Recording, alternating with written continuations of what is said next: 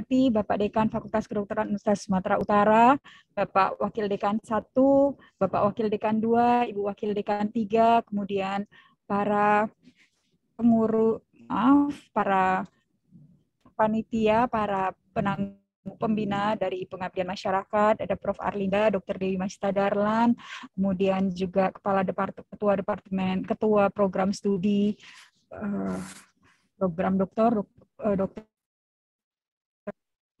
serta dosen-dosen yang hadir, semuanya juga ketua panitia, ketua IKM Skora, gubernur, mahasiswa. Izinkan saya untuk pagi ini membahas tentang mental sehat, hindari burnout. Sebelumnya merupakan kebanggaan bagi saya telah bisa berbagi pada pagi hari ini. Izin saya share screen.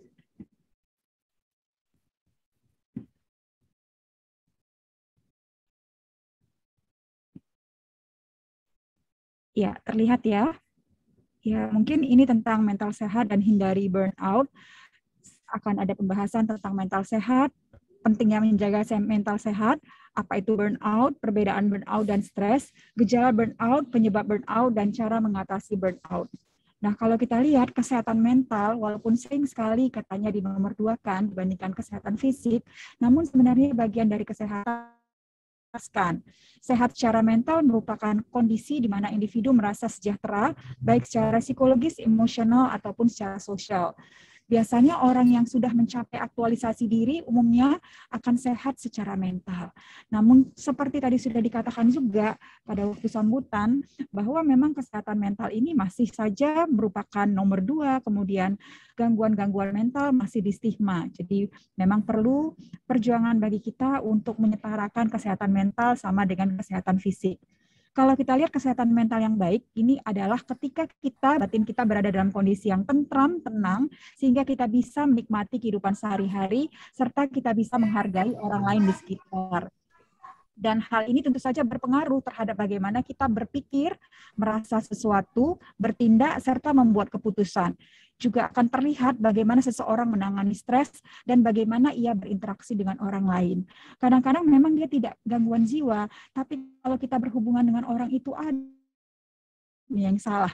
Setiap cakap yang kata-kata yang terlahir dari mulutnya selalu membuat orang kesal dan orang tersinggung. Nah, bagaimana ya? Itu ya maksudnya kenapa orang suka berinteraksi dengan orang itu, kenapa orang ini reachable, gampang kalau ada apa-apa kita gampang berhubungan. Ada orang yang memang sangat mengesalkan karena dia akan marah-marah, tidak tentu kita yang jadi pelampiasan. Walaupun itu tidak dikatakan gangguan jiwa, tapi apakah itu termasuk dengan sehat mental?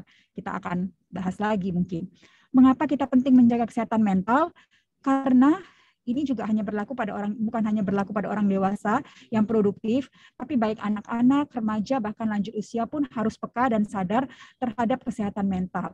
Terkadang kita lupa, kita pikir masih anak-anak, jadi biasa aja. Mungkin si anak-anak tertekan di sekolahnya karena proses bully, itu juga memegang peranan. Remaja lebih rentan lagi, biasanya pada saat ini mulai putus cinta. Orang lanjut usia juga kita memang harus memberikan sedikit waktu untuk melihat bagaimana kesehatan mental. Jadi bukan hanya physical check up, tapi juga kalau bisa mental check up-nya juga diperiksa. Supaya tadi tidak terjadi, tiba-tiba udah pada bunuh diri, bunuh orang, hal-hal yang tidak kita inginkan. Karena ini lebih bahaya lagi sebenarnya. Orang dengan kesehatan mental yang prima dapat beraktivitas secara produktif dan menggunakan potensi yang dimilikinya dengan maksimal. Mereka juga mampu berpikir positif dan jernih ketika kita selalu menghadapi berbagai persoalan memang, dan bisa menuntun dirinya untuk menjadi lebih baik dalam menyikapi masalah. Karena masalah yang ada tidak akan mungkin bisa kita hindari, tapi yang penting adalah kalau istilahnya dancing in the rain, bagaimana kita bisa tetap menari dalam hujan. Kalau kita lihat, mental yang sehat juga baik untuk kehidupan sosial. Kita dapat berkomunikasi lebih baik, mudah bergaul, dan memiliki pertemanan yang sehat, lebih mampu memberikan kontribusi yang baik pada komunitas. Nah, itu terkait dengan mental yang sehat. Ini tadi dikait-kaitkan dengan burnout. Burnout ini merupakan suatu istilah lama yang tahun 70 ini sebenarnya sudah digunakan secara informal untuk menggambarkan efek samping yang dialami pecandu narkoba berat. sehingga akan dialamilah penurunan kemampuan mental seperti juga yang dialami oleh orang-orang yang senang dengan pesta, penggila pesta katanya. Tahun 74, psikolog Jerman Amerika Herbert Freudenberger pertama sekali mengakui bahwa masalah burnout atau kelelahan yang disebabkan pekerjaan di sebuah klinik untuk pecandu dan tunawisma di New York City yang tidak dikaitkan dengan narkoba. Kemudian istilah burnout ini lagi dikatakan oleh Freudenberg ini karena kondisi kelelahan yang disebabkan oleh terlalu banyak pekerjaan yang berlebihan, sehingga dipakailah burnout ini dan tidak dikaitkan dengan narkoba tadi. WHO sendiri menyebutkan burnout ini sebagai fenomena kelelahan bekerja dan mengklasifikasikannya dalam penyakit internasional terbaru yang digambarkan sebagai sindroma stres kronis akibat pekerjaan yang belum berhasil dikelola. Kalau kita lihat dari definisi, burnout itu adalah kondisi kelelahan emosional, fisik, dan mental karena stres berlebihan dan berkepanjangan. Nah, ini sebenarnya kita sadari atau tidak, ini ada kita alami ya, setiap pagi baru tidur kok capek, mau ngerjain apa-apa lelah, malas. Kemudian juga setiap hari seperti ini aja, padahal yang dikerjakan tidak ada apa-apa. Hal ini bisa membawa dampak pada performance kita dalam pekerjaan, jadi target kita tidak tercapai, kehilangan motivasi, dan pekerjaan yang dilakukan itu jadi kayak kerja rodi aja, tidak ada gregetnya, tidak menarik lagi. Apa perbedaan burnout dan stres? Jadi kalau stres ini merupakan hasil dari banyaknya tekanan yang menuntut baik fisik maupun mental, sedangkan burnout itu seseorang yang mengalami burnout akan merasa tidak cukup, jadi nggak terlalu tertekan sebenarnya dia. Mereka yang mengalami stres masih bisa membayangkan saat semuanya berhasil diatasi, dirinya akan baik-baik saja, tapi kalau burnout ini rasanya rasa lelah secara emosional, hampa, tapi nggak kayak depresi, nggak separah itu, walaupun gejala-gejalanya hampir menyerupai depresi. Seseorang yang mengalami burnout sering sekali tidak bisa melihat bahwa mungkin masih ada sisi positif yang mungkin terjadi dalam pekerjaannya. Dia cuma katakan, ya saya cuma menjalani aja lah, nunggu-nunggu, ya mau mati juga enggak, tapi ya seperti itu, capek aja setiap hari. Gejala burnout ini macam-macam, ini variasinya, lelah saja yang paling utama biasanya lelah dan kehabisan energi, hampir sama ya dengan depresi, kemudian banyaklah keluhan-keluhan fisik, sakit kepala, nyeri otot, nafsu makan dan kebiasaan tidur yang berubah, baik makannya berkurang atau berlebih, tidurnya banyak atau kurang, rasa gagal dan ragu, merasa tak berdaya, rasa terperangkap dan dikalahkan, merasa sendiri di dunia, hilang motivasi, pandangannya negatif aja, sinis, dan menurunnya kepuasan dan rasa pencapaian. Kalau ini berlanjut ke tingkat yang lebih parah, bisa didapati perilaku seperti dia tidak peduli apa-apa ya, melepaskan tanggung jawab. Ini banyak ya kita jumpai, tapi kita nggak tahu. Ya udah itu kalian aja yang ngerjakan. Aku nggak tanggung jawab kok, aku kan nggak ketua, aku kan nggak kepala. Nah seperti itu bisa ya. Enggan bersosialisasi dengan orang lain, menunda-nunda pekerjaan, bahkan mereka bisa melimpahkan rasa frustrasi kepada orang lain. Ya kita tahu kalau misalnya datang kerja sering bolos, datangnya terlambat, atau pulang lebih cepat. Menurut WHO sebenarnya burnout ini memiliki 3 elemen, rasa lelah, rasa terasing dari pekerjaan, dan kinerja yang buruk di tempat kerja. Semoga ini sebenarnya ditekankan di pekerjaan, tapi bukan hanya pekerjaan ya. Ini maksudnya juga kalau kita sekolah, prestasi termasuk. Dan ada alat ukurnya, Maslow Burnout Inventory. Ini merupakan tes yang dirancang untuk mengukur tingkat kelelahan, sinisme, dan seberapa bagus kinerja seseorang itu. Apa sih penyebab burnout itu? Jadi katanya pendorong utama epidemi burnout ini adalah budaya yang saat ini menginginkan segala sesuatu semuanya. Sering sekali tidak mungkin untuk memiliki kehidupan sosial yang sehat dan memenuhi proyek besar, memenuhi semua tujuan kebugaran pribadi pada saat yang sama. Jadi memang yang diperlukan adalah prioritas, adalah hal yang penting dan tidak berharap terlalu banyak dari diri sendiri. Ketika kita melihat orang lain tampak seperti bos yang sempurna, idola, tubuhnya bugar, teman pada saat yang sama, mereka mungkin menyesatkan kita atau paling tidak mendapatkan banyak bantuan. Jadi mereka bukan sendiri, tapi banyak sekali supporting system yang mendukung sehingga dia bisa kelihatannya oke-oke saja. Kalau dia sendiri, dia juga akan keteteran, nggak mungkin melakukannya. Nah, sekarang kita kaitkan bagaimana sih kalau kita sudah mengalami burnout, apa yang harus diatasi. Kita harus mau tidak mau harus bisa membuat batasan jam kerja, terutama sekarang ini. Kita tahu bahwa banyak yang serba online, tetap kita harus memiliki batasan jam kerja, berinteraksi dengan orang lain, dan dengan berinteraksi dengan atau melakukan kontak sosial, maka kita akan sedikit demi sedikit terlepas dari stres. Mengubah cara pandang terhadap pekerjaan, jadi bukan hanya rutinitas, tapi merupakan kehidupan, hal yang kita cintai. Kemudian kita buat evaluasi lagi, apa sih prioritas hidup kita? Dan ini yang sering diulang-ulang, gaya hidup sehat, healthy lifestyle, olahraga, diet sehat, kemudian carilah aktivitas lain di luar pekerjaan, buatlah waktu me time untuk sendiri, apa yang kita inginkan, apa yang kita senangi. Nah, kalau perlu sekali, cobalah pekerjaan baru, profesi baru, berganti perusahaan mungkin terlalu ekstrim. Tapi apa sih yang ingin kita lakukan? Sekali saya jadi pianis di satu tempat, di suatu klub, saya akan coba dulu. Walaupun mungkin saya harus belajar piano, kira-kira seperti itu. Cuman membuat kita senang saja dan membuat kita fresh lagi. Mungkin ini di akhir ada beberapa quote yang bagus-bagus.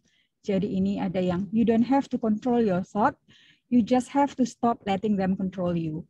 Jadi kita tidak harus mengendalikan pikiran kita hanya harus menghentikan mereka, pikiran-pikiran itu yang mengontrol kita.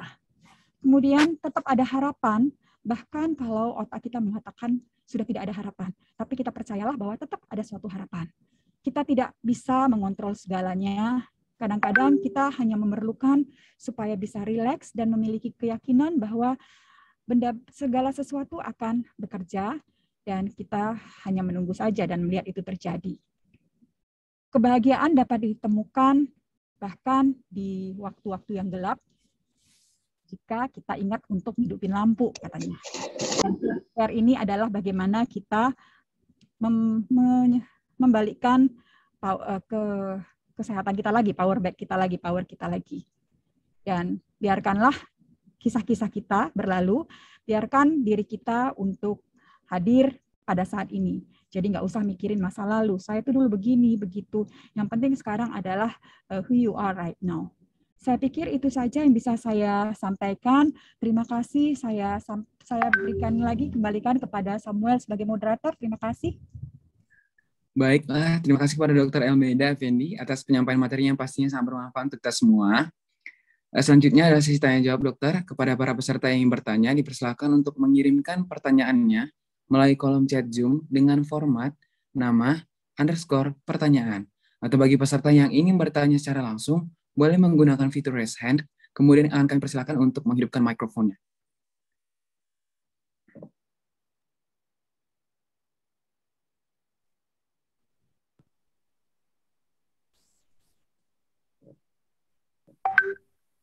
Iya, ini kita jawab. Ya, baik dokter. Sepertinya di kolom chat sudah ada pertanyaan yang masuk, dokter. Saya izin membacakannya ya, dokter. Pertanyaan pertama dari Nadira Shofi A. Apakah menghindari kenyataan seperti menghindari tugas dengan cara tidur, itu juga termasuk burnout, dokter? Kemudian, bagaimana tanggapan dokter mengenai seorang introvert yang menarik diri dari lingkungan dengan kerentanan burnout itu sendiri? Selanjutnya, dokter, kemudian bagaimana cara kita agar bisa membatasi self-reward yang berlebihan? Begitu, dokter. Ya, terima kasih. Ini Nadira Sofi. Jadi, apakah menghindari tugas dengan cara tidur termasuk burnout? Ya, burnout tadi kalau kita lihat macam-macam gejalanya, tapi dia merasa lelah sebenarnya. Ya, lelah, kemudian rasa tidak berdaya. Kalau cuma tidur aja belum termasuk burnout. Ya, kadang-kadang kita capek. Nanti dulu deh, saya mau refresh dulu, bagusan saya tidur. Nanti saya bisa ngerjain tugasnya lebih fresh. Bisa aja seperti itu. Jadi, melambat-lambatkan tugas, mungkin juga kita termasuk orang yang suka menunda pekerjaan. Tapi sebenarnya kalau dengan cara tidur, ini tergantung motivasinya. Tidur itu tadi buat apa ya? Toh harus dikerjakan juga. Apakah dia mau supaya lebih fit lagi, tidur dulu baru ngerjain tugas, boleh. Kemudian bagaimana tanggapan mengenai seorang introvert yang menarik diri dari lingkungan dengan kerentanan burnout? Introvert dan ekstrovert seseorang, ada orang yang memang pendiam, lebih suka menyendiri, ada orang yang memang sangat terbuka, ekstrovert. Biasanya manusia itu merupakan kombinasi, tidak 100% introvert, tidak 100% ekstrovert. Ada yang 60% introvertnya, 40% ekstrovertnya, ada yang introvertnya 70%, orangnya lebih diam, ada yang 80%, 20%, jadi macam-macam persentasenya. Nah, kalau dia memang lebih senang menyendiri, harusnya ini sama aja ya, Dia memang mungkin punya teman-teman, tapi tidak yang rame-rame. Asal dia memiliki seseorang untuk saling berbagi, walaupun orang yang cukup tertutup sendiri, mungkin dia punya 1 atau 2 sahabat, itu sudah cukup sudah cukup juga. Ya, yang penting dia punya seseorang di mana dia bisa berbagi kalau dia ada masalah. Setiap hari kita tahu kita ada masalah, dari yang kecil-kecil sampai yang besar, tapi kalau dipendam sendiri mungkin akan menumpuk jadinya. Kemudian bagaimana cara kita agar bisa membatasi self reward yang berlebihan. Self reward itu penghargaan untuk diri kita sendiri ya. Jadi bagaimana supaya apa yang kita lakukan itu memberikan kebanggaan bagi kita, kemudian kita juga positif, kita jadi positif, tidak merasa siapalah saya tidak berguna. Ya, sebenarnya bagus sekali, cuman segala sesuatu yang berlebihan tentu saja tidak bagus. Jadi membatasi self reward yang berlebihan. Jadi misalnya kita berhasil hari ini membuat acara pengabdian masyarakat akbar. Boleh dong hari ini saya beli tas, boleh dong hari ini saya makan es krim, boleh dong saya banyak sekali. Nah mungkin nggak banyak-banyak sekali, pilihlah satu self reward-nya, nggak setiap hari lah, atau setiap hari memilih mungkin dengan hal-hal yang bentuknya lebih sederhana. Jadi intinya kita batasi, mungkin yang murah-murah dulu atau yang sederhana dulu untuk self reward-nya. Oh saya boleh dong hari ini nikmati nonton film 1 jam aja karena saya sudah selesai melakukan pengabdian masyarakat yang besar. Tapi udah nggak harus hari ini saya kumpul ke sini, pesta, segala sesuatu yang berlebihan. Jadi sama dengan hal-hal yang lain, kita tetap harus membuat batasi agar kehidupan itu balance, jadi tidak berlebihan. Mungkin itu ya Samuel. Baik, terima kasih dokter. Mungkin kepada Nadira, apakah sudah cukup jelas, Nadira?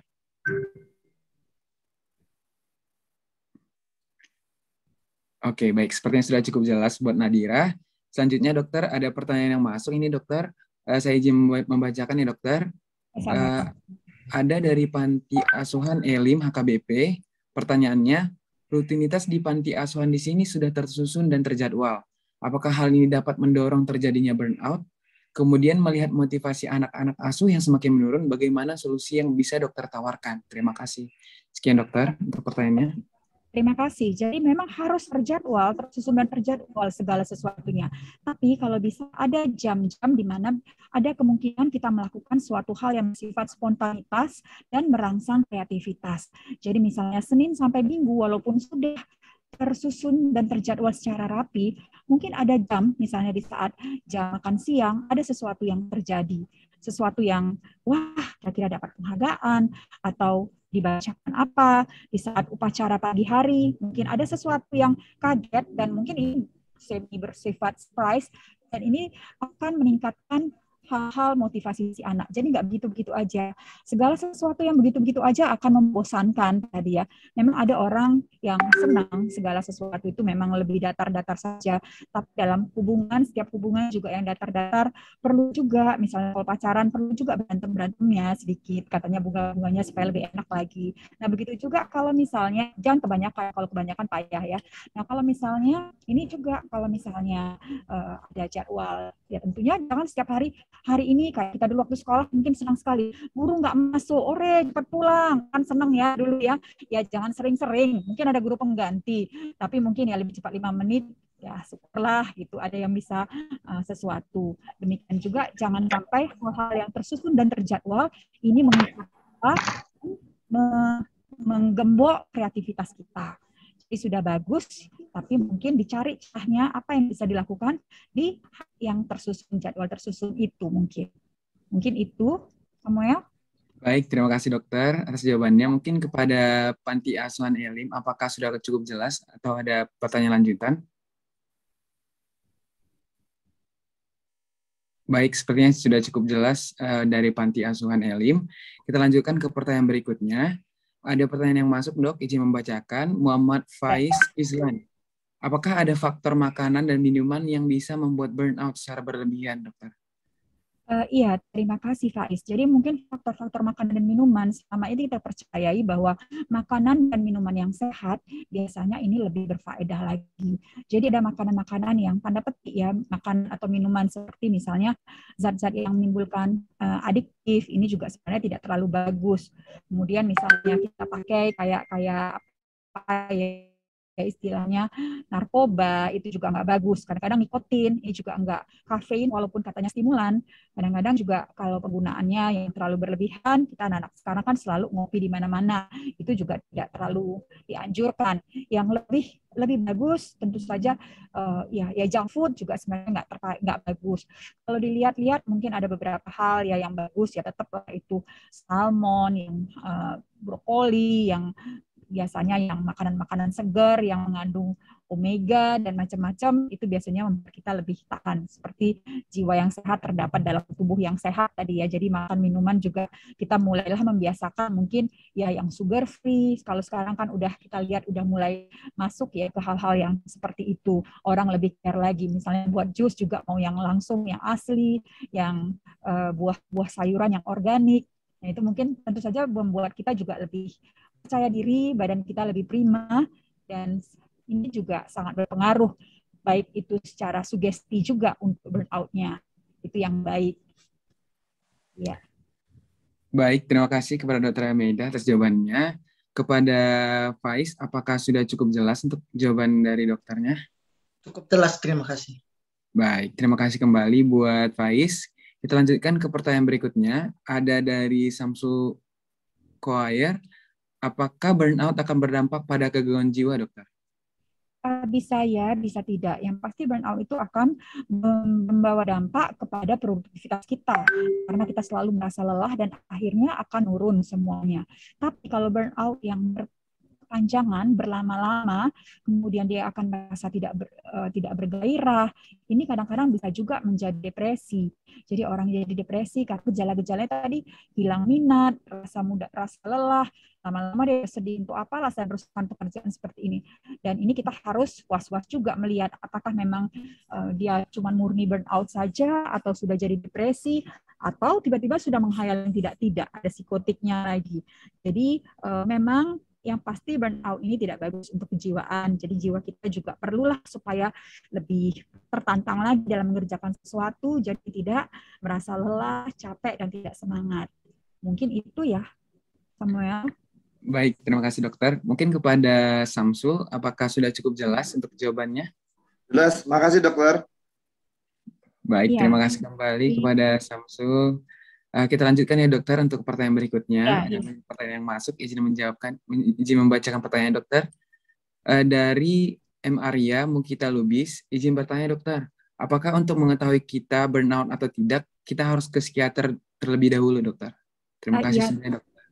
Terima kasih Arya. Jadi memang tadi ada kuesioner ya untuk melihat, kita bisa cek-cek sendiri.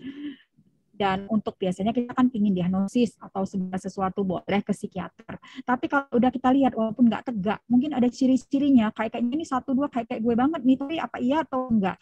Nah mungkin kita sudah bisa boleh berkonsultasi apa sih yang mau dilakukan, atau kita bisa mencari tahu apa yang bisa kita lakukan supaya burnout kita ini tidak berkelanjutan. Misalnya refreshing ya, atau melakukan sesuatu yang ya 1 hari ini boleh deh cabut kerja, tapi habis itu besok sudah harus masuk dengan semangat yang membara lagi. Harus seperti itu sebenarnya. Jadi boleh kalau ke psikiater untuk mengetahuinya atau berkonsultasi, mungkin lebih baik lagi untuk mengetahui secara pasti, tapi memang kita bisa baca-baca juga dan ada tes-tes sendiri, bagaimana questionnaire yang self-report, self-assessment untuk menilai apakah itu terjadi burnout atau tidak. Dan itu memudahkan kita mungkin di zaman ini ya, zaman pandemi, ya. Atau telekonsultasi mungkin lebih gampang ya Samuel, ya. Baik, dokter. Terima kasih dokter atas jawabannya. Mungkin kepada Bang Arya, apakah sudah menjawab? Baik, sudah. Terima kasih banyak, dokter. Terima kasih. Terima kasih kembali kepada Bang Arya. Kita lanjutkan, dokter, untuk pertanyaan berikutnya. Ada dari Kak Mustika Rahmi. Izin saya bertanya, dokter. Dari ciri-ciri burnout tadi, saya merasa ada salah satu terjadi pada diri saya. Seperti merasa terasingkan, dokter.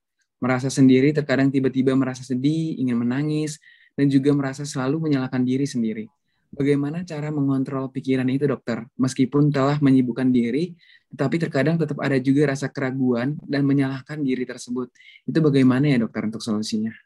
Ya, Mustika. Memang kadang-kadang kita pernah mengalami beberapa gejala dari hal tersebut.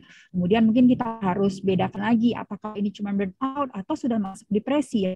Kita sering sendiri, kemudian rasa tadi menyalahkan diri sendiri dan buat kita tidak cinta diri kita sendiri. Nah, bagaimana cara mengontrol pikiran itu? Tentu saja kita harus melihat tingkatannya. Kalau masih ringan kita bisa kontrol.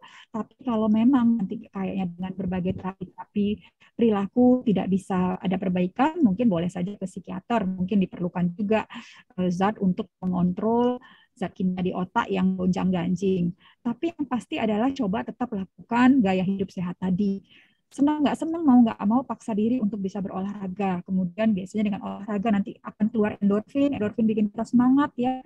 Mungkin olahraga yang disukai, nggak usah yang susah-susah, baik itu jalan pagi, jogging, atau kamu bisa lihat aja, buka di YouTube, ikut Zumba, ikut apa yang dilakukan. Biasanya kita semangat dengan musik yang kita sukai, atau supaya tenang mau yoga, silakan. Mana yang suka boleh dipilih.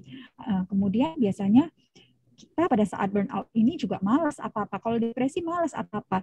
Tapi cobalah memaksakan diri. Kalau nggak bisa memaksain diri, suruh orang bisa maksa kita supaya berkegiatan seperti itu. Kemudian cobalah melakukan aktivitas-aktivitas yang kiranya menurut kita apa sih yang bisa mengurangi kesedihan kita. Pingin apa hari ini? Oh, saya pingin coklat, saya pingin mandi berendam, saya pingin kesini. Oke, lakukan karena kita harus bisa yang paling penting adalah mengenali diri sendiri, kemudian mengetahui apa yang bisa menimbulkan minat kita lagi pada saat kita turun, down, apa yang bisa merangsang kita lagi supaya baik, atau pada saat kita high, apa yang bisa menetralkannya supaya tidak terlalu tinggi. Itu yang paling penting. Tadi dikatakan meskipun telah menyembuhkan diri, tetap ada rasa keraguan dan menyalahkan diri sendiri. Memang ragu bisa saja, tapi untuk menyalahkan diri sendiri, nah ini kita mau lihat dulu seberapa kadarnya, seberapa jauh kita menyalahkan diri sendiri. Mungkin boleh konsultasi lebih lanjut, mungkin ya kalau sudah depresi, mungkin perlu penanganan yang lebih lanjut. Mustika. Ya, Samuel, kasih. Baik, terima kasih juga dokter. Mungkin kepada Kak Mustika, apakah sudah cukup jelas Kak Mustika? Cukup jelas Kak, terima kasih dokter. Ya, Mustika, jangan ragu-ragu ya. Baik, terima kasih dokter. Mungkin kita lanjutkan dokter ke pertanyaan berikutnya. Ada pertanyaan yang masuk ini dokter dari Elvira. Sebelumnya terima kasih atas materinya dok. Saya izin bertanya, apakah burnout sendiri ada waktunya untuk disebut sebagai burnout? Semisal pada depresi dibutuhkan waktu 2 minggu untuk bisa disebut depresi. Dan apakah burnout selalu didahului stres dok? Lalu yang terakhir dok, apakah burnout bisa di self-diagnose dok? Gitu dok. Iya, terima kasih. Jadi karena ini juga masih diintroduce oleh WHO ya, belum termasuk sekali ya. Jadi termasuk penyakit akibat kerja tadi. Jadi sebenarnya agak berbeda. Waktunya tadi tidak jelas ya, tidak dijelaskan juga.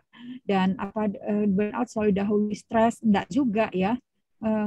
Tapi memang ada stresornya, ada pemicunya biasanya. Tapi kalau stres itu kan merupakan suatu reaksi tubuh ya, reaksi tubuh secara umum apa yang terjadi kalau kita mengalami suatu perubahan atau suatu permasalahan. Burnout ini lebih memfokuskan kepada bagaimana kelelahan kita, jadi seperti hampir sama dengan yang kita sebut dengan chronic fatigue syndrome. Jadi lelah aja sehari-hari. Jadi mungkin ini istilah-istilah terminologi baru yang yang masih tumbang tindih. Memang tidak depresi, tidak seperti depresi tadi. Kemudian apakah burnout bisa di self-diagnose? Ya tadi mungkin sudah mulai ada beberapa rating scale yang nanti akan, kalau sekian berarti Anda berada dalam kondisi burnout, hubungi dokter, lakukan ini, lakukan itu. Jadi seperti itu mungkin Elvira yang bisa saya jawab. Intinya kalau mungkin sudah ada gejala-gejala atau tanda-tanda burnout, sebisa mungkin kita harus membuat supaya kita tetap bersemangat, supaya tidak berkelanjutan burnout-nya tadi. Baik, terima kasih dokter untuk jawabannya. Apakah kepada Kak Elvira, apakah sudah cukup jelas Kak Elvira? Sepertinya sudah cukup jelas. Kita lanjutkan dok untuk pertanyaan berikutnya. Ada dari Kak Wina. Saya sejak sedari dulu anak yang aktif, selalu menjadi yang terbaik di kelas. Tetapi pada awal tahun 2021 terjadi sesuatu yang membuat saya enggan melakukan sesuatu. Saya pikir hanya sampai saat itu saja. Ternyata sampai sekarang saya semakin enggan mengerjakan rutinitas. Gimana caranya agar membangkitkan semangat sendiri Even saya nggak mengenal siapa saya lagi. Saya sudah banyak mencoba healing sana-sini, tetapi tidak ada perubahan. Begitu dokter untuk pertanyaannya. Ya Wina, jadi saya mungkin tidak tahu sejak awal tahun 2021 apa yang terjadi. Mungkin Wina harus membuka diri lagi, kalau bisa berkonsultasi lagi, lebih jauh lagi, apa yang terjadi, kenapa sampai tidak mengenali diri sendiri lagi. Dan, tapi di sini dikatakan bahwa sudah banyak mencoba healing sana-sini, tapi tetap tidak ada perubahan. Mungkin boleh dilihat apakah mungkin ada depresi atau apa yang terjadi ya, karena ada perubahan dari yang aktif tadi yang selalu mungkin memaksa diri untuk selalu yang terjadi yang menjadi yang terbaik, kemudian tiba-tiba dia sudah melakukan apa? Bukan melakukan aktivitas. Nah, bagaimana caranya membangkitkan semangat sendiri? Yang paling penting, yang paling mengetahui itu adalah Wina sendiri sebenarnya. Tapi kalau itu mungkin tadi Wina profesional untuk membantu bagaimana membangkitkan semangat diri. Mungkin itu ya Wina. Semoga Baik, dokter. Terima kasih dok atas jawabannya. Kepada Kak Wina, apakah sudah menjawab? Terima kasih ya dokter. Baik, terima kasih kembali kepada Kak Wina. Kita lanjutkan dokter untuk pertanyaan berikutnya. Dari Mardiah, bagaimana cara kita mengatasi self-blame? Saya berada di kondisi di mana saya masih saja menyalahkan diri saya atas sesuatu yang pernah saya lakukan di masa lalu. Walaupun kejadian itu sudah terjadi sekitar 4 tahun yang lalu. Perasaan itu masih sesekali muncul dan tidak terlalu sering dulu. Sesering dulu. Mohon tipsnya dok. Begitu dokter. Ya, Mardia. Jadi yang harus Mardia ingat bahwa tidak ada manusia yang sempurna. Manusia yang kamu lihat sekarang ini sepertinya begitu sempurnanya juga banyak kesalahan, cuma aja nggak ketahuan. Nah, jangan sampai kita menyalahkan diri sendiri. Satu lagi tadi adalah bagaimana supaya kita tidak melihat masa lalu. Masa lalu mungkin bisa dijadikan pembelajaran supaya kita lebih berhati-hati dan bijaksana. Tapi kalau masa lalu kita salah tingkah, salah lakukan, itu kita tidak patut fokus di situ-situ aja ya. Kita harus move on lah katanya ya tadi ya. Jadi kita hidup di masa sekarang dan tentu saja merencanakan masa datang. Jadi kalau masa lalu mungkin ada yang masa lalunya sangat bagus, ada yang biasa-biasa aja, ada yang kelam. Nah, yang kelam ini gimana supaya nanti di lighting lah supaya terang sedikit dan tidak mengganggu lagi. Itu intinya. Jadi kalau masih menyalahkan diri sendiri, berarti kan itu yang memang nggak jalan-jalan dia. Bagaimana caranya? Pertama bahwa Mardia harus ingat bahwa tidak ada yang sempurna dan setiap orang selalu berbuat salah, cuman aja nggak ketahuan. Dan mereka tidak sekejam itu terhadap diri sendiri.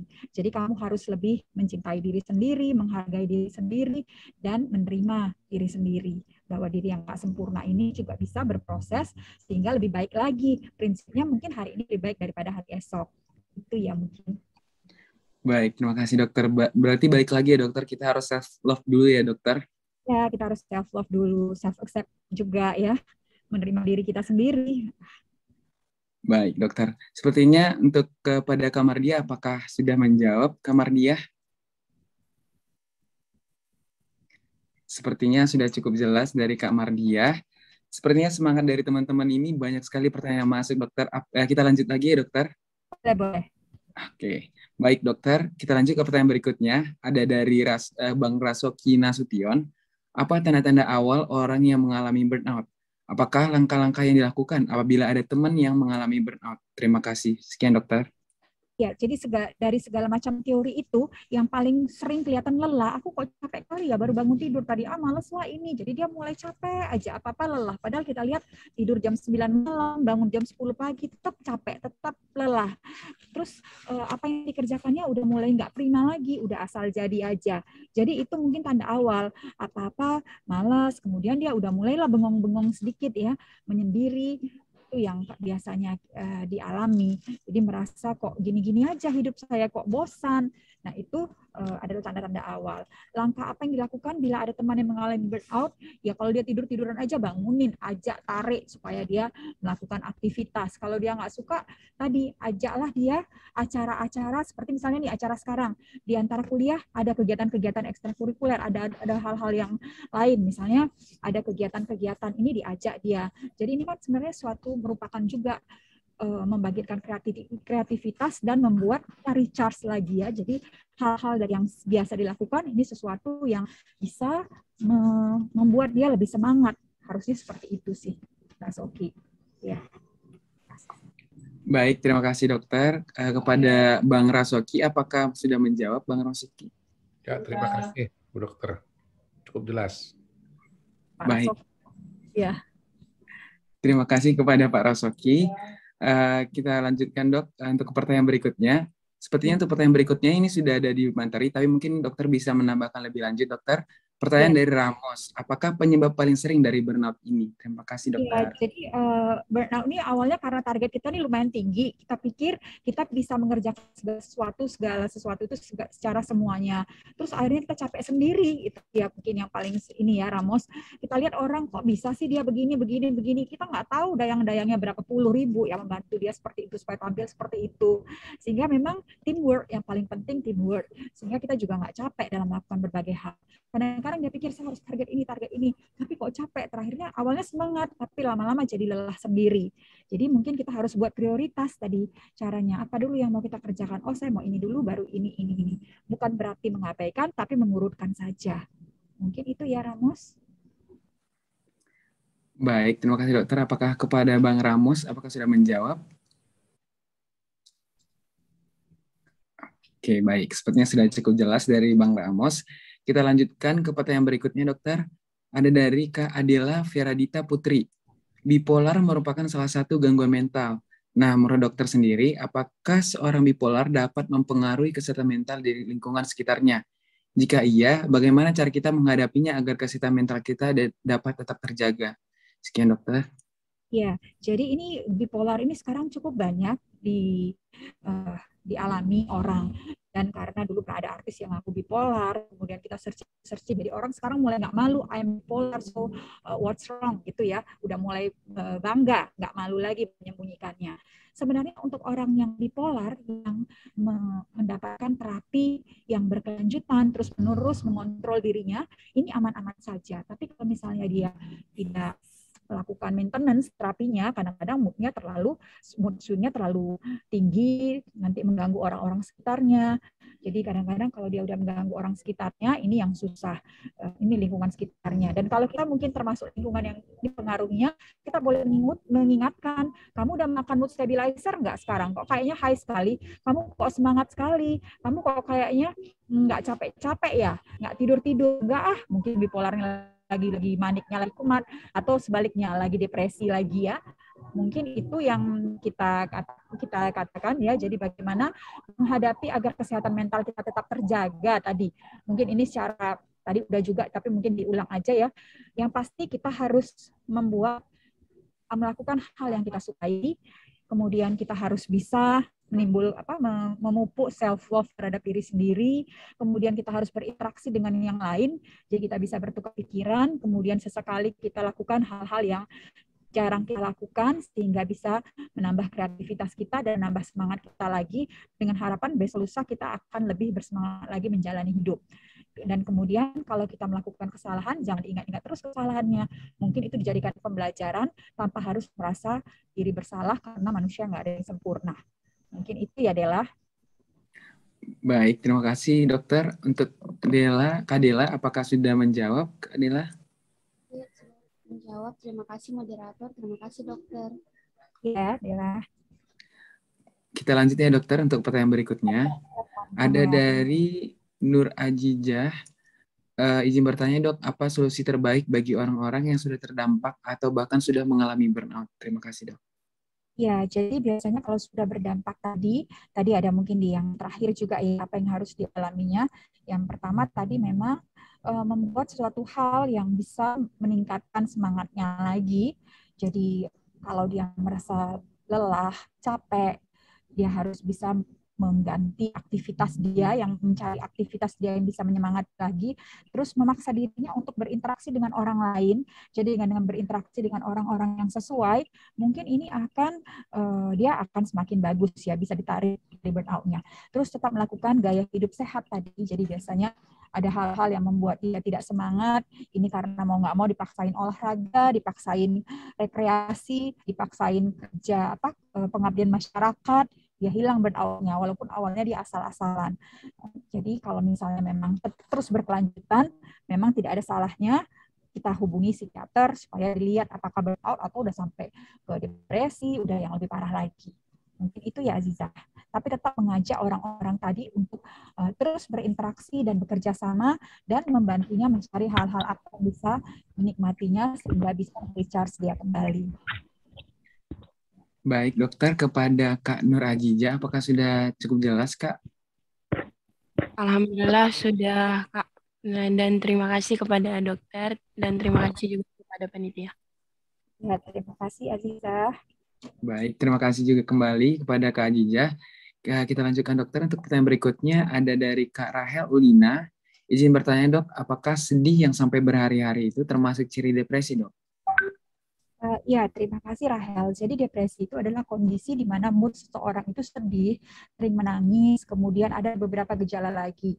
Selain hanya sedih lagi, ada rasa mudah lelah, kemudian rasa dia itu tidak bisa menyenangi hal-hal yang dulu disenanginya.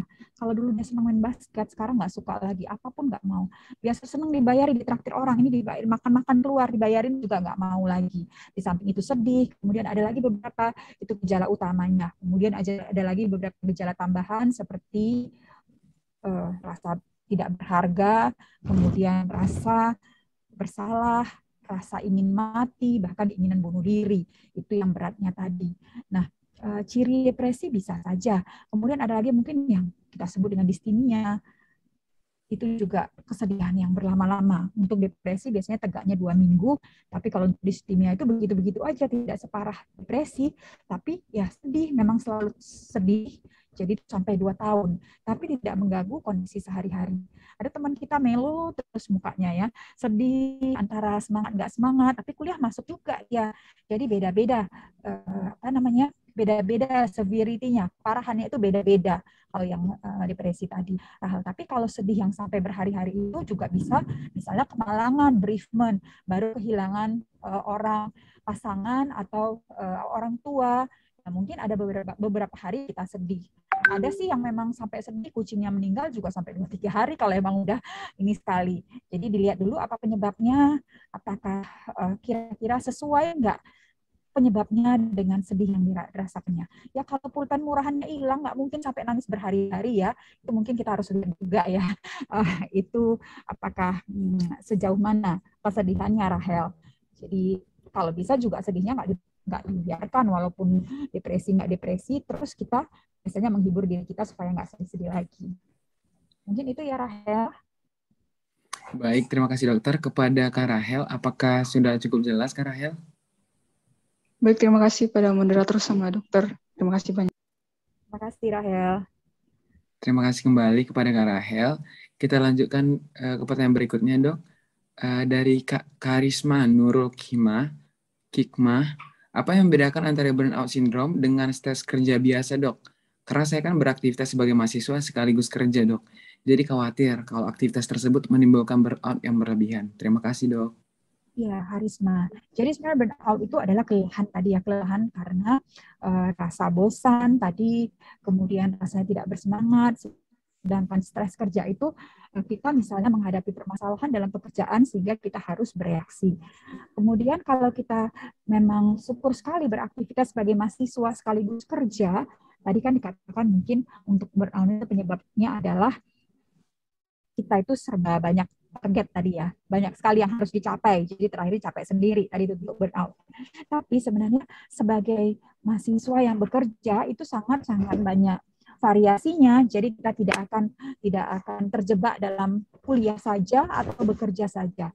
Jadi selagi kedua aktivitas tersebut dilakukan dengan senang-senang hati, itu tidak akan menimbulkan burnout. Jadi mungkin pada saat kita stres di kerja, kuliah dong. Nah, pada saat kita kuliah, kita kerja, jadi itu merupakan hal yang variatif dan bisa menambah semangat kerja kita. Mungkin itu ya Harisma. Baik, terima kasih dokter. Kepada Kak Harisma, apakah sudah menjawab? Ya, baik Kak. Makasih ya Bu Dokter. Ya, terima kasih Harisma. Baik, terima kasih kembali kepada Kak Karisma. Kita lanjutkan ya dok ke pertanyaan berikutnya. Ya. Oke, baik. Pertanyaan berikutnya dari Muhammad Alfred Bagus Pratama. Izin bertanya dok, sebagai mahasiswa kedokteran tentunya kita akan mendapatkan banyak tugas serta amanah dari organisasi ataupun perkuliahan. Apa yang harus kita lakukan agar kita bisa menghindari burnout itu dan tetap menyelesaikan amanah dan tugas kita sebagai mahasiswa? Ya, nah Alfat sebagai anak kedokteran juga nggak boleh belajar aja. Jadi tadi kan juga udah menyatakan kita harus pengabdian masyarakat, meneliti lagi nanti, ya biasa trias perguruan tinggi. Dan mungkin saja menyediakan waktu untuk diri sendiri. Nah, walaupun banyak tugas serta amanah dari berbagai organisasi ataupun perkuliahan, kita harus memang melakukan yang pertama membagi waktu, jangan sampai kecapean, tetap ada me time, kemudian siapkanlah waktu misalnya olahraga, gaya hidup sehat tadi tetap ya supaya kita tetap fresh. Terus kita juga harus melakukan prioritas tadi, skala prioritas. Apa dulu yang mau kita lakukan? Apa dulu baru kita melakukan apa lagi? Tadi membatasi waktu, ada prioritas, kemudian ada me time-nya untuk bersenang-senang, ada waktu untuk berinteraksi, kemudian ada waktu kalau misalnya saya bisa mengerjakan target saya ini, saya boleh dapat apa? Ada self reward-nya.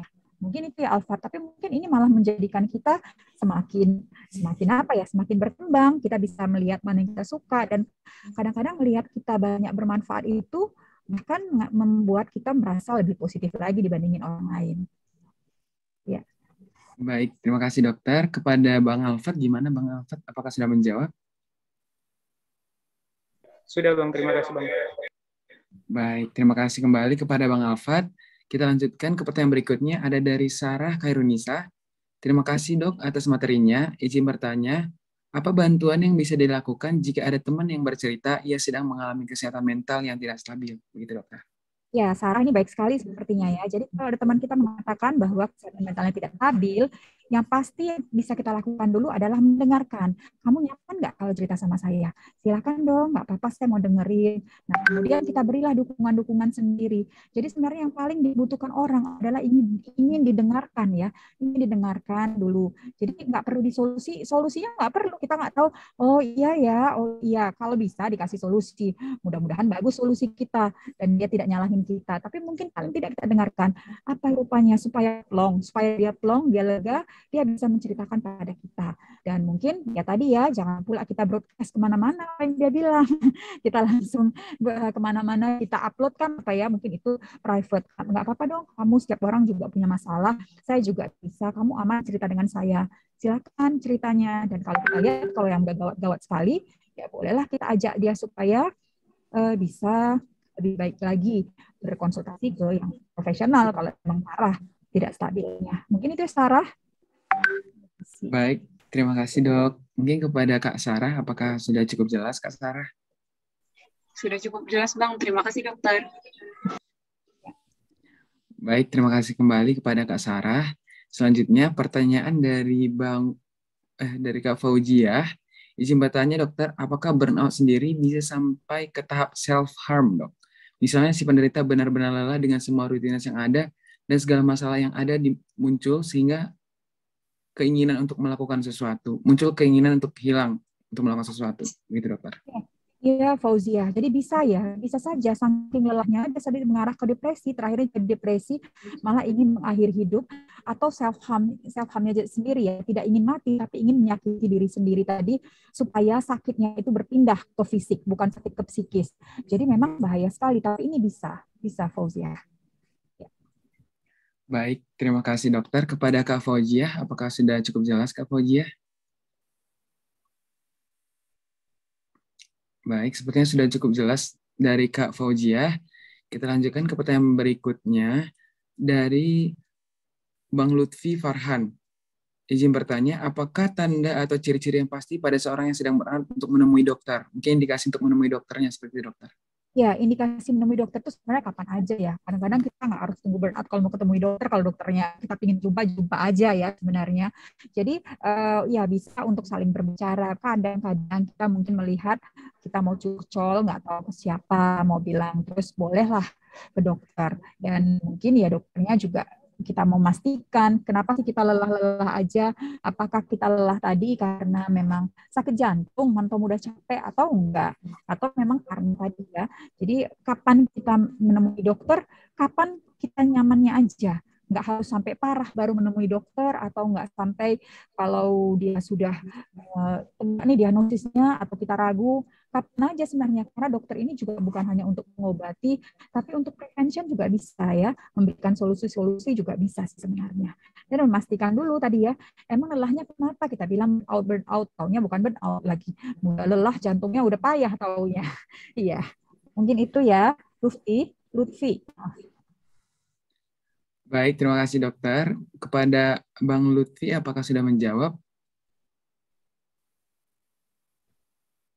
Baik, sepertinya dari Bang Lutfi, sepertinya sudah cukup jelas. Izin melanjutkan ya dokter ke pertanyaan berikutnya, dok. Iya. Dari Kak Nurul Hikmah Latifah. Terima kasih atas materinya, dok. Izin bertanya. Saya kerja sambil kuliah. Kuliah saya semester akhir, dok. Hal ini membuat saya mengalami burnout di pekerjaan saya. Bagaimana cara mengatasi burnout itu, dok? Ya, jadi memang kalau untuk mengatasi ini, memang apalagi kuliahnya dari di semester akhir, dan kita mau menyiapkan kuliah tadi ya, tetap harus dijaga motivasi kita supaya tinggi untuk menamatkan kuliah tadi. Yang pertama buat prioritas, mungkin walaupun kerja, tapi hari ini karena semester terakhir, saya harus tepat waktu kuliahnya, kemudian membuat tahapan-tahapan pencapaian apa yang targetnya untuk kuliah dan pekerjaan. Kemudian kalau kita berhasil menjawab berbagai tahapan-tahapan itu, diusahakan kita bisa memberi hadiah sendiri untuk diri kita sendiri, self reward namanya. Dan kemudian jangan lupa tadi sediakan waktu me time, kemudian juga sediakan waktu untuk berinteraksi, sediakan juga waktu untuk kita mengevaluasi diri kita sendiri. Dan semoga walaupun capek, lelah, kadang-kadang begitu ya, tapi kita bisa tetap keep on track lah di target kita tadi. Tidak meper-meper banget kalau misalnya sudah ada targetnya mau tamat, tetap tamat walaupun kuliah semester akhir tadi. Dan bekerja bukan menjadi suatu penghalangnya. Mungkin itu Samuel. Baik, terima kasih dokter. Kepada Kak Nurul, apakah sudah menjawab?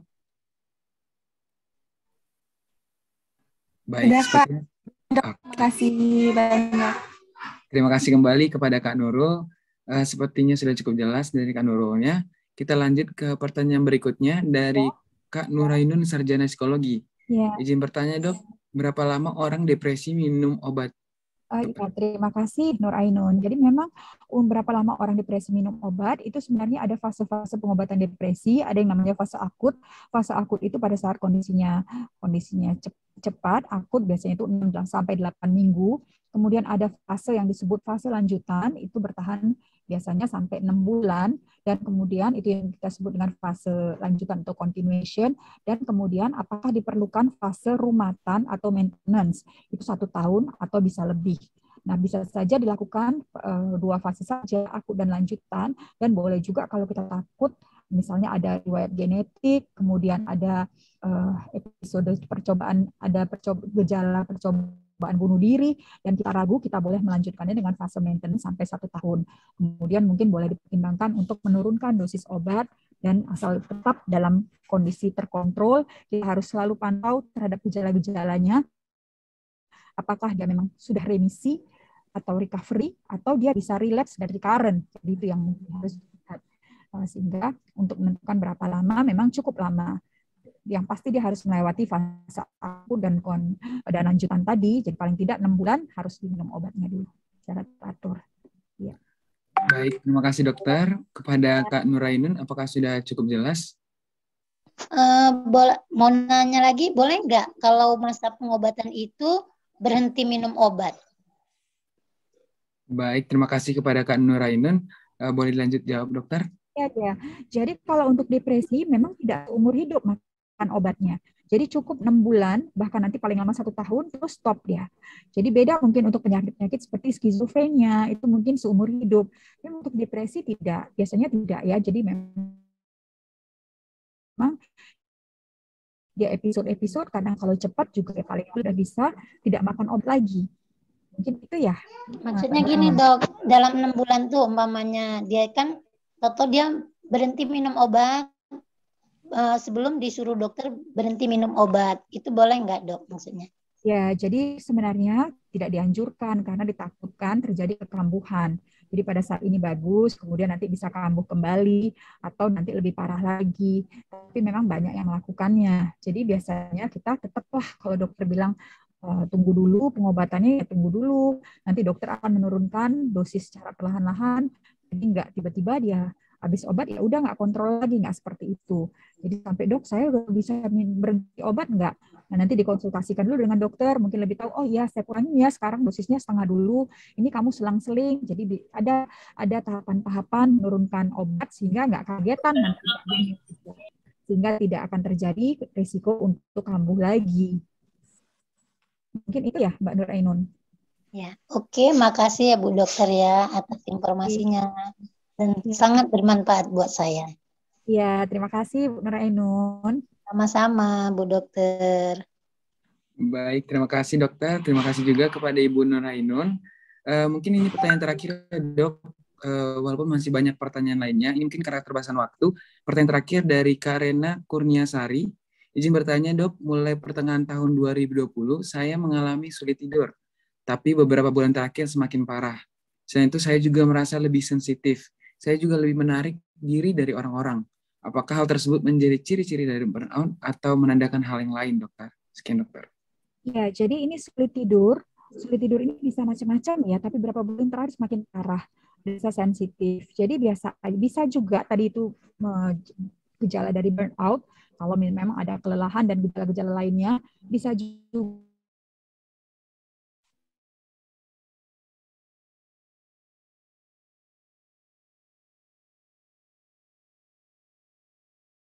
capek kerja.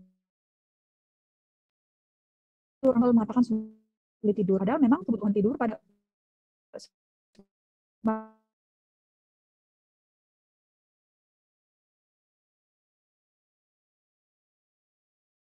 untuk masa pensiun tidak ada yang dikerjakan lagi, sehingga juga otomatis kegiatan berkurang, kebutuhan tidur berkurang, mereka mengeluhkan sulit tidur, padahal bukan sulit tidur kalau kita lihat. Mungkin yang harus dilakukan adalah menambah produktivitas.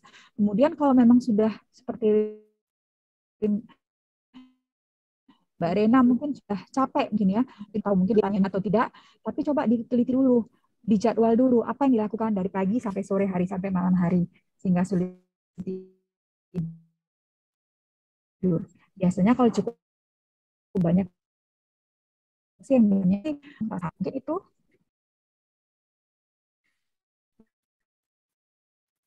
Baik, terima kasih dokter. Ini tadi lagi saya juga merasa lebih sensitif. Iya, karena ada sensitifnya juga, mungkin ada sesuatu juga ya. Bisa saja burnout, bisa mungkin mengarah ke depresi atau ya beberapa hal yang lain bisa menandakan kemungkinan. Baik, terima kasih dokter. Oke, baik. Sepertinya sudah cukup jelas dari Kak Rena, dok. Dok, sepertinya saya dikabarin dari panitia, mohon maaf sebelumnya dok.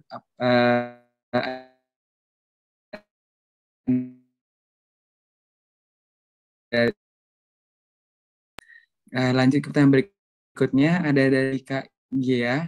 Izin bertanya dok, apakah berekspektasi yang berlebihan bisa menyebabkan burnout? Jika iya, bagaimana cara mengatasi berekspektasi yang berlebihan tersebut? Tadi ya bisa mengakibatkan kita kecewa kalau tidak tercapai tadi ya, dan itu bisa menyebabkan burnout. Tapi ekspektasi yang berlebihan itu bisa asal kita bersiap-siap juga, kalau nggak tercapai ya nggak masalah gitu. Itu yang harus kita siapkan. Jadi bagaimana cara mengatasi ekspektasi yang berlebihan itu? Oke, target saya 1 sampai 10, tapi kalau 2 aja yang tercapai ya sudah, nggak apa-apa. Nggak usah menganggap saya tidak berharga, memang ini 2 ini nanti yang lain bisa dipindahin ke targetnya ke yang lain. Jadi kita harus harus cukup bijaksana terhadap diri kita sendiri. Walaupun target kita 10, ya iya buatlah target setinggi-tingginya, usahakan yang terbaik, tapi kalau tidak berhasil, yang penting kita sudah menjalani proses dan sudah melakukannya terbaik. Kalau tinggal hasil itu nanti aja oleh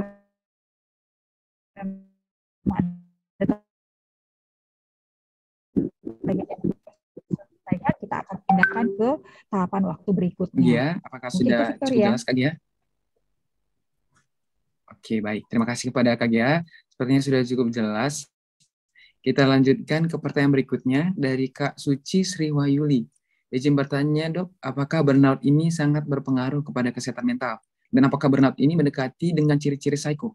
Sekian, terima kasih, Dokter. Ya, Suci. Jadi memang burnout ini akan berpengaruh pada kesehatan mental, karena walaupun bukan disebutkan sakit mentalnya, tapi setidaknya kita tidak bisa produktif seperti pada mental yang benar-benar sehat tadi ya. Kita nggak produktif, melakukan kerjaan asal-asal, kemudian juga malas melakukan apa-apa. Dan apakah burnout ini mendekati ciri-ciri psycho? Sebenarnya enggak seperti psycho, tapi misalnya kalau berkelanjutan bisa aja jadi macam-macam hal-hal ini semakin berat tadi, depresi, kemudian nanti bisa tiba-tiba dia bengong-bengong sendiri, dengar-dengar suara-suara, menganggap enggak ya macam-macam gitu kalau memang dia tidak mengatasinya. Jadi setiap warning sign ada sesuatu, sama seperti misalnya kita batuk, ya kita periksakan juga batuk ya karena debu atau karena TB atau karena asma, sama ya. Kalau kayaknya sepertinya kita rasanya capek, lelah, kenapa? Apakah dia cuma lelah karena perlu istirahat saja atau perlu yang lainnya? Mungkin itu, Mbak Suci. Baik, terima kasih dokter. Kepada Kak Suci, apakah sudah cukup jelas Kak Suci?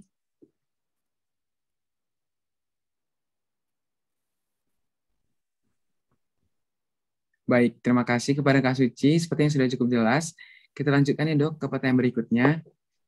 Dari Dian. Izin bertanya dok, apakah bila kita cenderung berusaha untuk tidak melakukan hal yang diperintahkan oleh orang, dulu pernah dibentak atau dimarahi orang tersebut? Ya, jadi kadang-kadang kita ini kan manusia, ada sifat sama kita, maksudnya bentak kita dulu ya, pernah dimarahi, dibentakin. Kadang-kadang pada waktu dia suruh kita rasain, loh gue nggak mau sekarang ngerjain. Itu adalah normal ya, normal dan manusiawi, karena kita mengingat enak aja dia nyuruh-nyuruh, kemarin dia maki-maki saya gitu, sehingga ya itu normal sih sebenarnya. Tapi itu kan tidak dewasa. Kalau bisa, kalau dia bentak kita, dia marahi kita, kita tunjukin kelas kita lebih tinggi dari dia. Kita kalau yang dia lakukan dia bagus, ya kita lakukan aja, kita tetap profesional menjalankannya. Dia marah, ya dia aja yang rugi, marah-marah sendiri cepat tua. Kita kan nggak begitu. Nah, itu tadi. Tapi tetaplah kita ingat, wah dia kemarin marah-marahi aku. Tetap loh, sebagai manusia yang punya daya ingat, memori yang cukup bagus, biasanya tetap ingat itu. Ya. Baik, terima kasih dokter. Apakah Kak Dian sudah cukup jelas?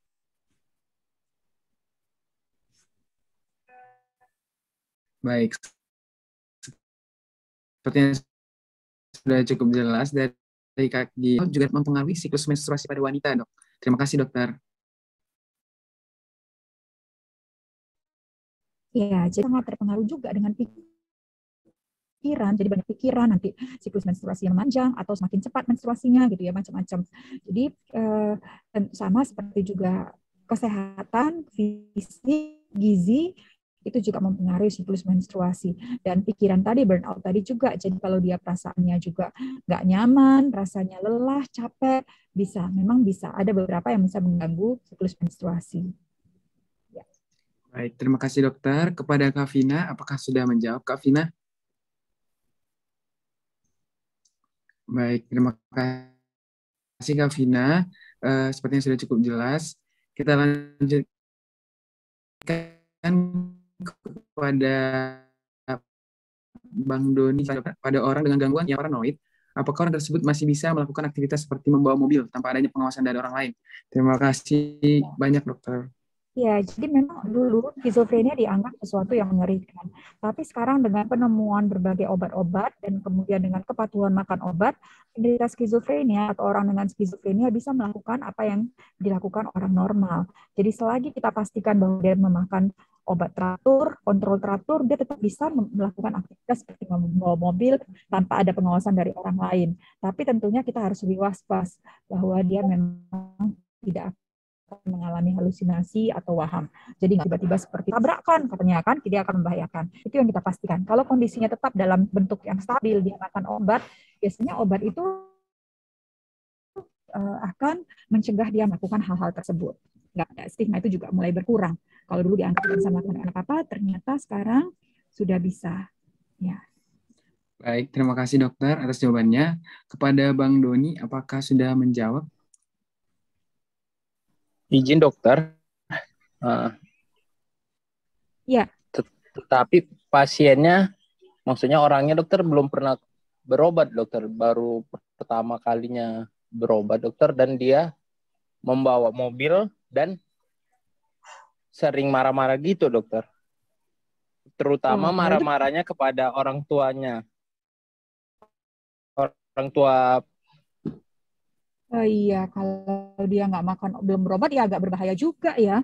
Nanti tiba-tiba dia macam-macam gitu. Itu dia marah sama ibunya, kemudian dia anggap nanti ibunya itu orang di depan ibunya, dia mau tabrakkan.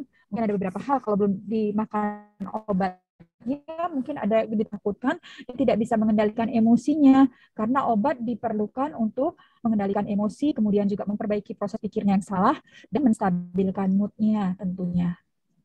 Mungkin itu. Doni, ya.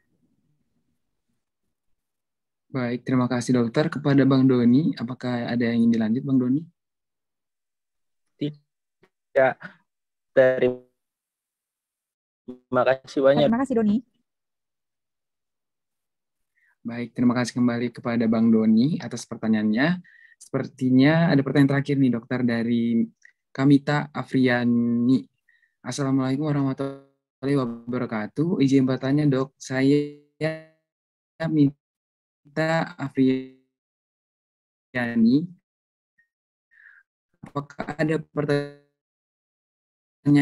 dari berbagai gitu, dokter? Ya, jadi kerontokan rambut itu banyak faktornya ya. Yang pertama gizi juga, kemudian apakah kamu pakai sampo yang salah, apakah sering gonta-ganti sampo, kemudian perawatan rambut seperti misalnya penggunaan hair dryer, catok rambut yang berlebihan, sering di curly, ya macam-macam, itu juga terkait dengan kerontokan rambut. Nah, kemudian sama kalau misalnya kita baru kemoterapi, itu juga rambut kita mau tidak mau rontok. Nah, kalau berpikir ya adalah boleh juga lah rontok dikit, tapi ya nggak terlalu ya sebenarnya. Apakah normal atau gimana? Mungkin pilih dulu samponya, nutrisi rambut, juga nutrisi makanan sehari-hari, pakai hair tonic, ya, mungkin untuk rambut ya, mungkin itu.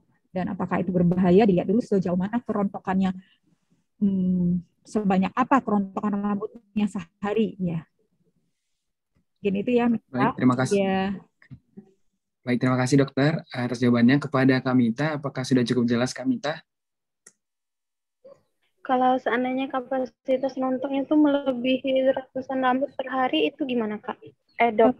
Sekarang coba rambutnya panjang atau enggak, atau dipendekin dulu supaya gampang rawatnya, karena yang panjang kan biasanya lebih gampang rontoknya. Jadi dipendekin, diringkasi kalau boleh. Kalau nggak bob, modelnya juga seperti laki dulu, dipotong pendek jadi lebih terlalu nyangkut, kemudian langsung dikasih sampo yang sesuai. Mungkin samponya jangan terlalu kuat. Kalau mau sampo setiap hari ramas, boleh pakai baby shampoo. Terus nanti dicoba misalnya, ini nggak boleh sebut nama ya, produk-produk untuk kerontokan rambut kan banyak ya, itu apa, dicoba dulu mulai dari sampo, conditioner, dan hair tonicnya. Tapi mungkin juga perlu makanan yang bergizi, jadi proteinnya tinggi, makan sayur, buah, itu dijaga, karena sama seperti sel-sel yang lain, untuk pertumbuhan diperlukan hal-hal tersebut. Berarti gonta-ganti sampo juga berpengaruh ya, Dok? Soalnya iya sih. Iya. Kemarin panjang karena sering nonton, udah dipotong aja gitu sedikit. Ya, iya. Nanti kalau berpengaruh ya. Gimana Mita? Berarti gonta-ganti sampo itu berpengaruh juga, Kak ya? Ya, dicari yang sesuai. Kadang-kadang sesuai buat orang lain, belum tentu sesuai buat kita. Nah, kalau udah sesuai, ya udah itu aja diterusin. Kadang-kadang kan kita nggak tahu apa yang terkandung di situ, mungkin tidak cocok dengan rambut kita. Ya, tapi memang supaya lebih ringkas, lebih gampang, dan lebih sehat, dipotong dulu. Nanti kalau mau dipanjangin, pelan-pelan bisa dipanjangin lagi.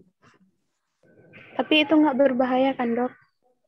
Nggak berbahaya. Kalau kamu sehat bisa, kalau rambut, kuku itu nggak bahaya dong, itu bisa aja. Nanti mau extension juga bisa supaya tebal ya, Bang Samuel ya, bisa ya, nanti macam-macam gaya rambutnya bisa, iya. Nggak usah khawatir berlebihan ya. Zaman sekarang gampang semuanya. Iya, terima kasih banyak dok. Soalnya kalau misalkan berpengaruh ke pikiran yang berlebihan itu juga dapat berpengaruh ya dok. Nah, kamu mikir lagi, rambut saya rontok, terakhir tambah banyak rontoknya. Jadi dibawain santai aja, memang, aduh gimana, nanti gimana, itu juga tambah stres lagi. Dan akan sebaliknya semakin rontok dia.